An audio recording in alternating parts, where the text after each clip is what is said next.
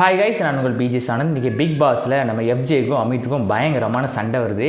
எதனால் சண்டை வருது அப்படின்னா, அதாவது திவாகரும் அமித்தும் பேசிகிட்டு இருக்கிறாங்க. உடனே நம்ம எஃப்ஜே சொல்கிறாரு, நீங்கள் எதுக்கு என் விஷயத்தில் தலையிட்டுட்டே இருக்கீங்க அப்படின்னு அமித்தை நோக்கி சொல்லும்போது அமித் சொல்கிறாரு, நான் அப்போல்லாம் ஒன்றும் சொல்லலையே அப்படின்னு சொல்லிட்டு நம்ம திவாகர் என்ன சொல்கிறார் அப்படின்னா, நாங்கள் ரெண்டு பர்சனல் விஷயத்தை பேசிகிட்டு இருக்கோம் எஃப்ஜே, நீ கொஞ்சம் சைலண்டாரு அப்படின்னு சொல்லும்போது, இல்லை நீங்கள் என்னென்னாலும் பேசுங்க உங்கள் தனிப்பட்ட விஷயத்தை, நீங்கள் என்ன கம்பேர் பண்ணாதீங்க, நீங்கள் அவங்க கெஸ்ட் வந்து சொல்லும்போது நீங்கள் அதுக்கு மட்டும் தலையாடிட்டு இருந்தீங்க அப்படின்னு சொல்லிட்டு நம்ம அமித்தை நோக்கி பயங்கரமான ஒரு கோவத்தோட எஃப்ஜே ஒரு எப்படி சொல்ல அப்படின்னா, ஒரு சின்ன சின்ன விஷயத்துக்கும் பிக் பாஸ்னாலே ஒரு சின்ன விஷயம் மக்களே, அந்த விஷயத்துக்கும் அது ஒரு பெரிய விஷயமாக க்ரியேட் பண்ணி அதை ஒரு பிக் பாஸ்க்குள்ள இந்த டாஸ்க்கு இது பண்ணிடுறாங்க. நான் அடிக்கடி சொல்லியிருப்பேன், ஒரு சின்ன விஷயத்துக்கு தான் பிக் பாஸ்க்குள்ளே சண்டை வருது.